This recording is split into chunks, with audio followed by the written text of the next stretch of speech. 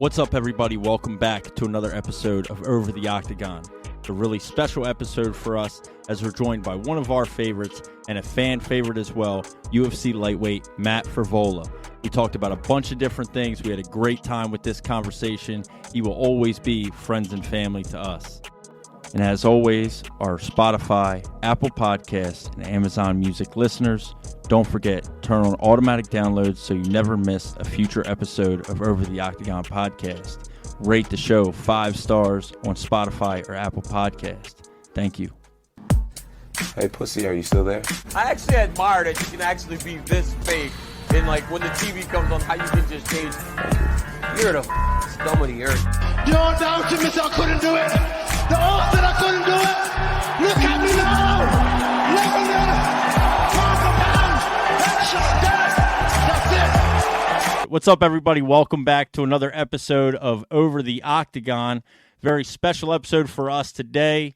We are here with our guest, UFC lightweight Matt the Steamrolla Frevola. What's happening, man? Not much, man. Just out here in Long Island. Oh, we got the trumpet, baby. Yeah. Let them know. Man, you got to get the fight ready. You already know. We got to, especially after that hit tweet, little RDA, quote-unquote, call out. You know, who knows? Yeah, man. I want a big fight. RDA is a big fight, so. You deserve a big fight, man. Yeah, we were talking about that really before we got going here tonight. You look at your kind of resume, right? And yesterday was a year to the day of when you beat Drew Dober by knockout, which was a huge win. And I know Joel had a question for you about that because we rewatched that fight and there was like a hilarious moment. Yeah, man, it's one of my favorite fights by you simply because when you land that punch, your reaction of excitement to knocking him down was like, yeah. And then you just jump on him, dude. I'll never forget that moment forever. Ever since I seen that, I was like, that shit was so funny to me. Like, I wanted to know, like, when you hit him, because, I mean, to my knowledge, you're the first one to crack that chin. Yeah. Yeah. So when you landed that, your excitement, like what was going through your head when you hit that? Yeah, man. I mean, I remember I landed the right hand and like I saw his like body fold and like my momentum was bringing me back. And then I'm seeing him fold and drop. And then I was just the killer instinct kicked in and I was just going for the finish. And, I saw him fall. I smelt blood and I'm a shark in that octagon. We finished. So I got the finish. Yeah, and that's a huge win. I mean, everybody and anybody that knows Drew Dober knows that man's almost impossible to put out. So to be the first one to do that, I mean, that's got to be a huge one for your resume. Oh yeah, that was an amazing fight. We had the Prudential Center rocking. Wasn't too far in Jersey, so it was like I had a lot of friends and family in the crowd, and it was definitely a fight I'll never forget. Yeah, sure. And after that, there's been a couple times now after your wins to where you get the whole crowd to do the Steamrolla chant afterwards. It's such a sick the nickname is almost built for a chant like that. Like, it's just perfect. Yeah. And so, like, what is it like being kind of close to home like that in, North Jersey? Having all your friends there, being able to have a moment like that, a knockout win like that, have the crowd chant your nickname. I mean, what's that like? Where does that rank? I mean, that's got to be up there, all-time greatest feelings. Oh man, it definitely up there. Me and my buddies and my family, like they've been traveling to watch me fight. I had most of my amateur and beginning of my pro career all down in Florida. Yeah. They would come down to Florida and like those same Steamrolla chants, like at the local shows, in these small, like shows, just watching me steamroll people. And then just to be able to do it now in the UFC and have my same friends and family all there. And then all my new friends and family, I don't even like to call people fans. If you support me, you're friends and family to me. And I love that. throughout like that 3-fight like first round knockout streak I had, it was like every fight was just getting funner and funner. And right before that, we did it at Madison Square Garden, and like again, Yes. I fought Ottman. I had the first round knockout. Yep. Had everybody going wild. But when I fought Ottman, it was like on the prelims, or it was on the early prelims. Yeah. So the Garden wasn't like as packed. When I fought at the Prudential Center, it was like the last fight on the prelims, so the place was packed. And yeah, man, I could definitely like just feel the energy and like the atmosphere of like a packed arena, just like screaming your name. It was insane. Yeah. One of my big reasons like that I kind of to be a big fan of yours was because obviously you had got the chance to fight in the last ever fight in Atlanta against Jalen Turner. And obviously I'm from Atlanta, so I grew up here. So when we had a UFC event in Atlanta, I followed that card like it was, my baby. So that was when I got to see you fight for the first time, that I really knew who you were. And from there on, I kind of followed your career a little bit more and more heavier. And then obviously you started rising up through the ranks, so it almost made it that much sweeter. But yeah, you seem to be kind of a fan favorite out there. I kind of notice you're very interactive with your fans. You everyone seems to like you. You have a very big social media presence. A lot of people don't take the time to do that with their what you call friends and family. I guess if you say you're a fan of me, you're a friend or a family. Like what makes you do that? Why do you have that side of you that makes you want to interact with everyone and just be that guy? Dude, I mean, I'm just a normal dude. Like I'm just a normal guy. Grew up in Long Island, Northeast. I was an athlete in high school, but I didn't even know what the UFC was. I played football, I played lacrosse. I wrestled only because it made you better at football. I hated wrestling, but I did because I'm using that wrestling today.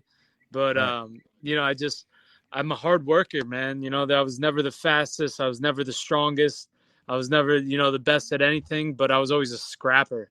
I just put in the work, and I outworked all the talent. Hard work beats talent when talent's not working hard, and I always believe. And I put in the work, and I'm a man of the people. If I could be doing this, honestly, you guys could be doing this. Yeah.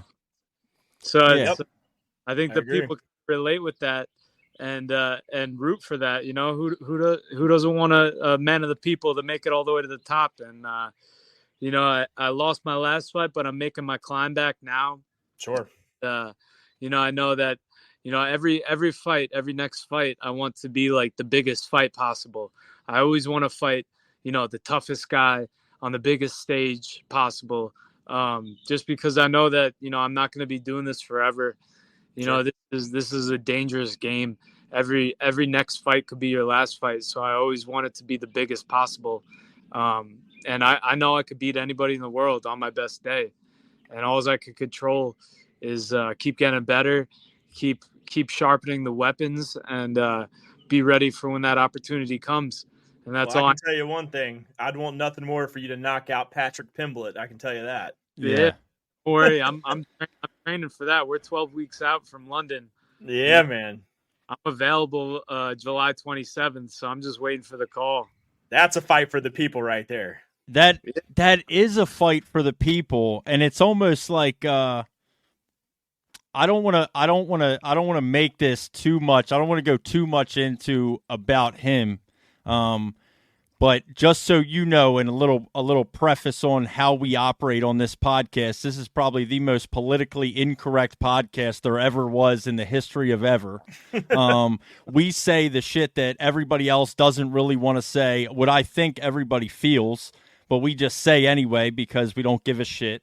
And what I really honestly feel and what I think in my mind after watching, MMA my entire life is that Paddy Pimblett wants to have the biggest fights he can, but the easiest fights he can, right? So he wants a big name, but an easy fight. We can say what we want about Tony Ferguson, right? But like that's not the same Tony Ferguson. Yeah. But we take that fight instead of you fight a guy that is risky, that like you are a dangerous fight for him, in my opinion. Absolutely. But you've been calling that fight now. This is not a new call out. Like, this is not something you've been pushing for, like, within the last month. I mean, this is something that you've been pushing for a year or more, right? Yeah. I mean, we've heard you call his name in the Octagon a long time ago. Yeah, I mean, I think I called him out after his first fight in the UFC. I've called him out after every fight. Yeah. Yeah, you can only avoid so much, right? Like in the promotion that you guys fight under in the UFC, this is the best of the best, right? This is not we don't get to be picky and choosy here. Everybody that you're fighting is the best in the world. Which, so I just feel like, he has a big name, he has a big following, he's a good fighter, he's undefeated in the UFC. And I think that's a good matchup. I think American fans would love to see, a former American serviceman put his little English ass in the dirt. That's just from me. That's just my opinion. That's just from my opinion. Man. In the end of the day, he's 5-0 in the UFC, so he's got to fight. Needs to step up. Sure. So and I think I'm the perfect step up for him.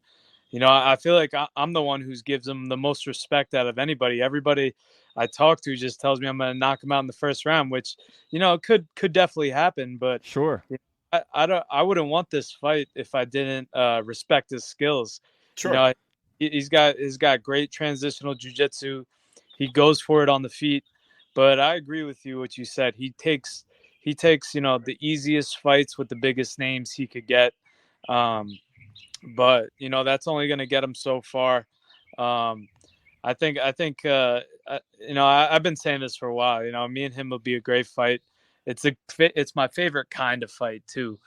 My favorite kind of fight is serving some humble pie to some fucking guy who just talks a lot, talks, and then he's got that accent too that just makes me want to punch him in the mouth. I love it. I love it. Exactly, man. Well, listen, let's I want to talk about a couple things. I want to get one thing out of the way.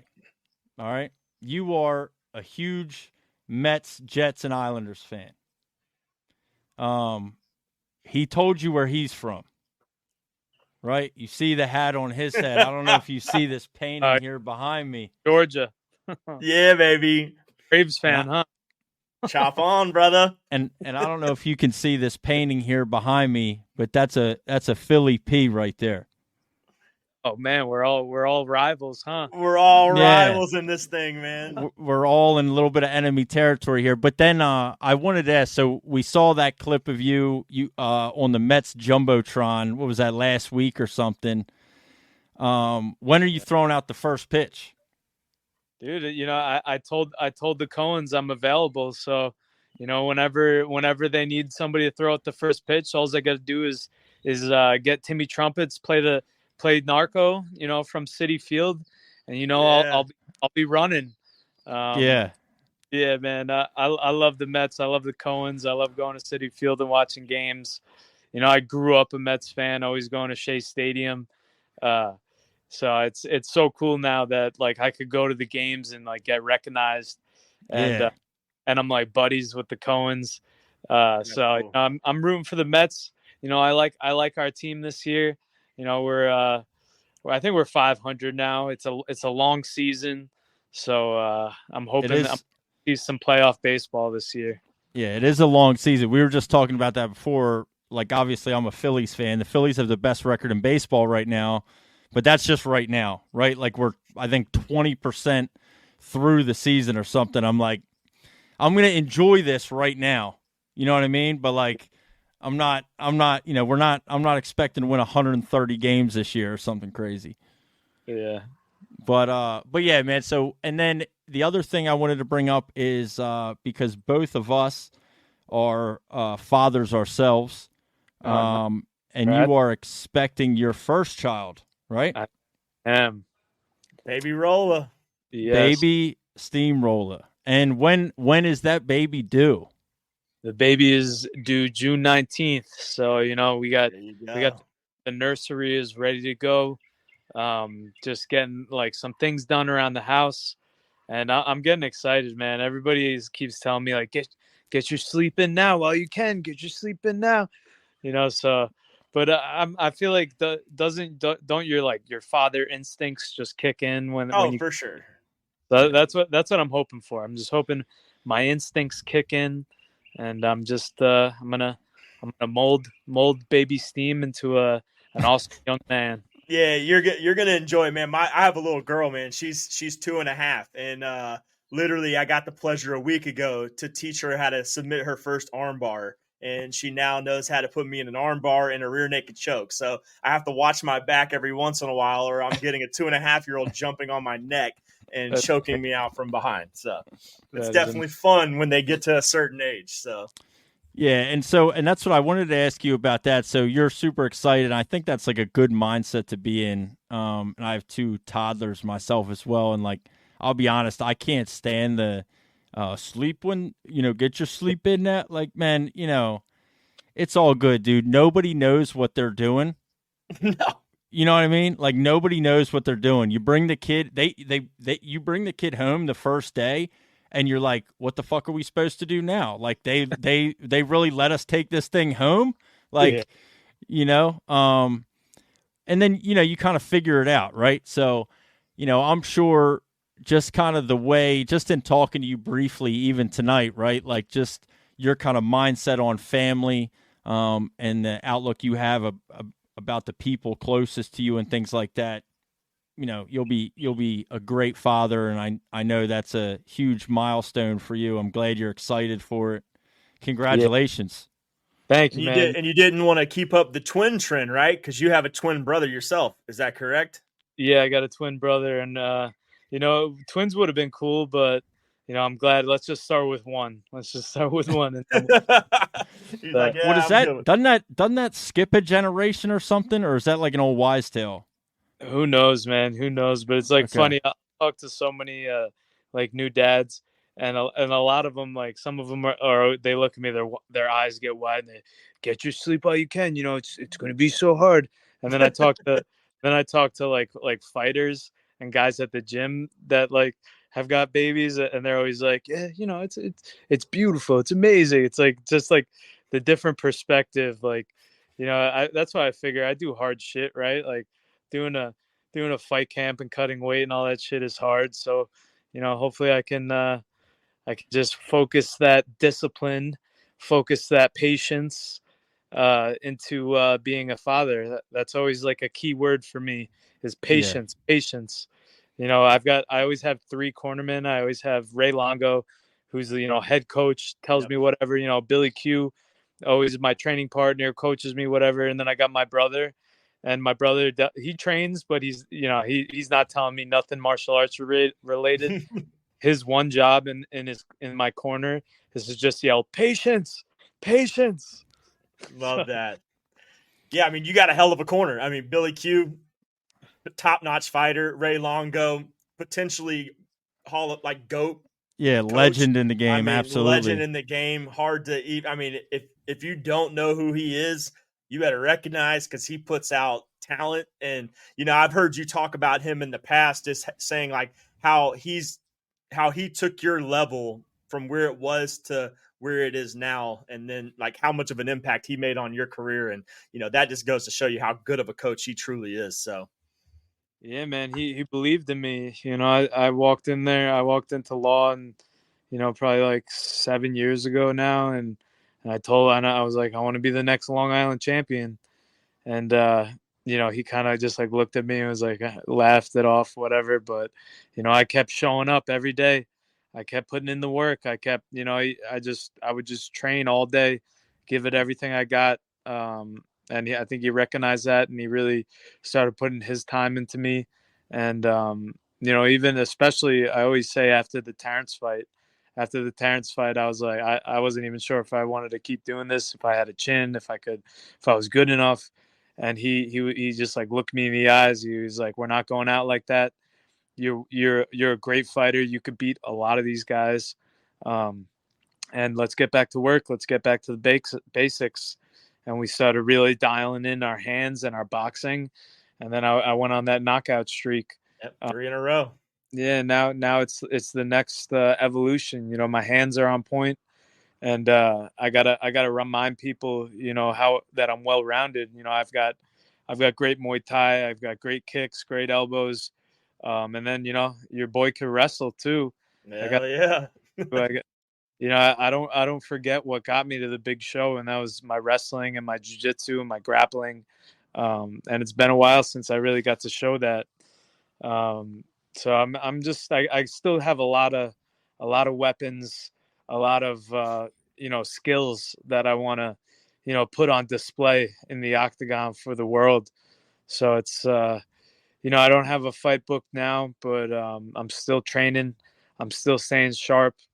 I'm still, you know, getting better and working on new skills, and you know, working on new skills, not just in martial arts. You know, I'm having a child. I'm becoming a better man, you know, inside and out of the cage, and I think that's all just gonna show. You know, in my next fight, you're gonna see, you know, I don't know if you're gonna see the final evolution of the Steamrolla, but you know, I'm at least a high level Charmeleon.